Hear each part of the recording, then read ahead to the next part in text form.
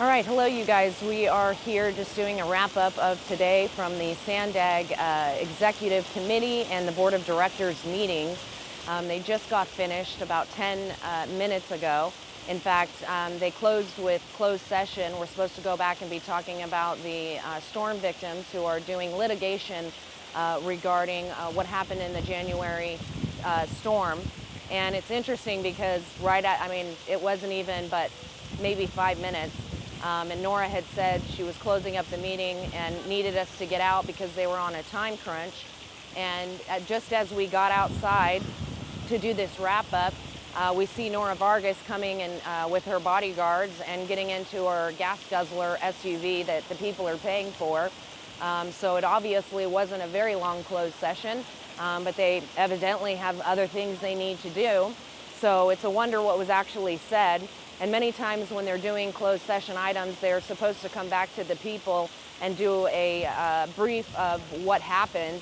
They never do that. They basically say nothing was really happening when they should be telling the people. In fact, we should actually have access to these closed session agenda items for transparency, but they always go behind closed doors, tell us they're going to report back, and then report nothing back. So it's a wonder what actually happened if they were saying that, you know, whatever these people need that they should be getting due to the negligence that took place in the storm. In fact, I was mentioning how, like I did earlier, that they need to be addressing the fact that there was weather modification, cloud seeding happening before, during, and after the storm. And it is negligent to not acknowledge that because you're putting people in danger.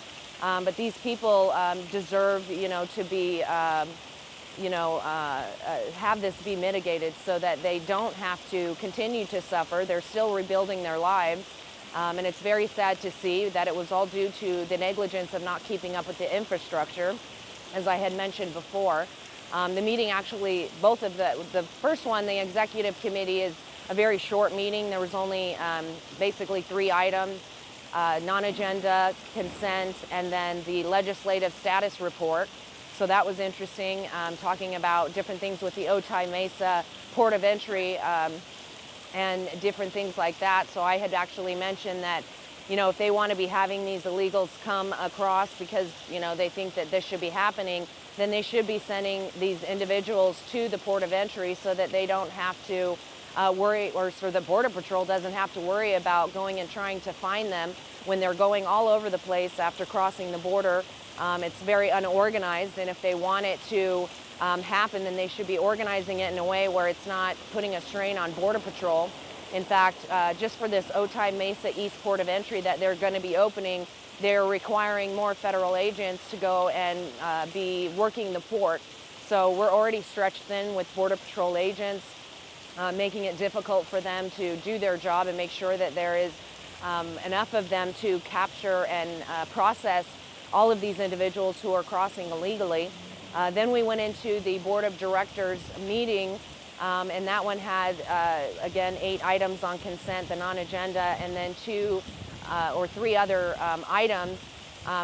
They were talking about some audits that have been happening, which is interesting because the people who are complicit in the fraud, waste, and abuse that has gone on, and their reason for coming forward with the audits, it was Hassan Ikarada. He was the CEO who has retired, and then also Andre, who, and I can't even remember his last name, it doesn't matter, but he was a chief financial officer who recently retired. These audits go back into 2019.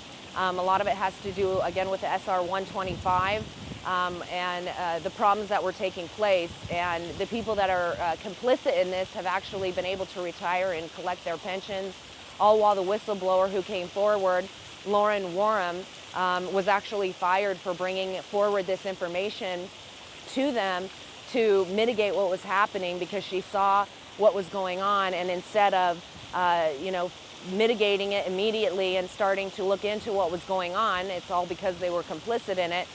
She wound up getting fired and now is potentially in the midst of filing a lawsuit against them for being fired for bringing forward this information. And the only reason why they actually brought forward the audit was due to the press actually exposing what happened. So it has nothing to do with them trying to mitigate it and do what's right and be transparent with the public. But instead, and this is what happens a lot of times, is that it will be brought forward through some other means, and so they then need to address it so they can act like they're on top of it. But if you're not asking and talking to the people and holding the people who are responsible for this accountable, then how can you really say that you're doing what needs to be done and being transparent with the people? So it's just interesting how things go like that.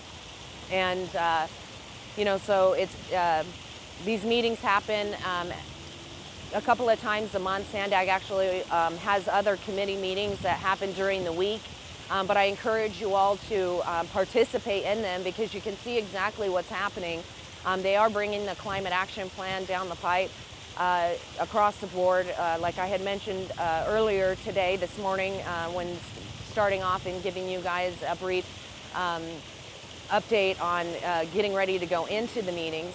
So, it's important to see what your local officials or servants are doing, so that you can stay abreast and in tune to what they're actually pushing.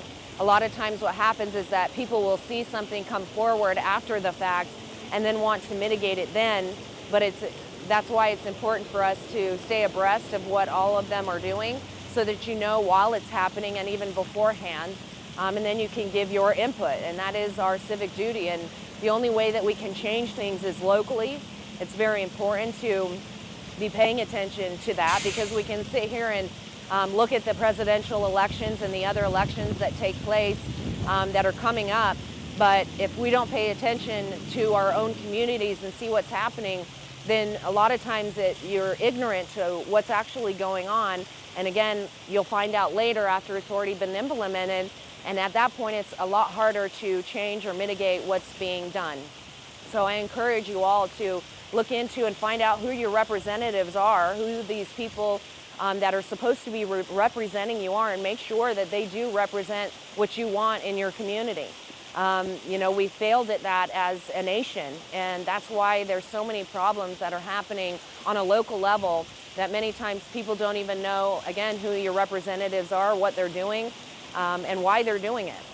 So I, again, encourage you guys to get involved locally, pay attention, and just realize that we can be the change that we want to see. We just have to be holding these people accountable. So thank you for joining us today.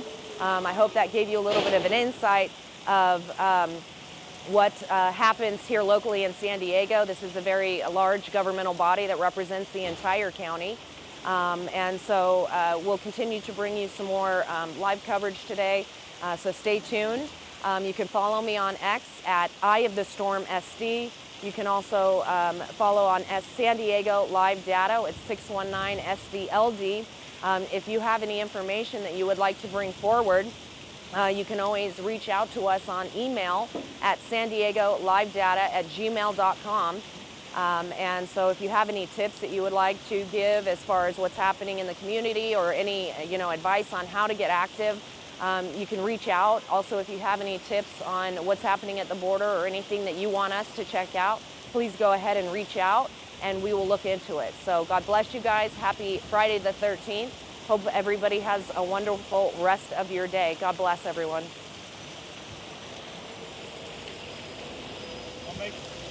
I forget the phone now.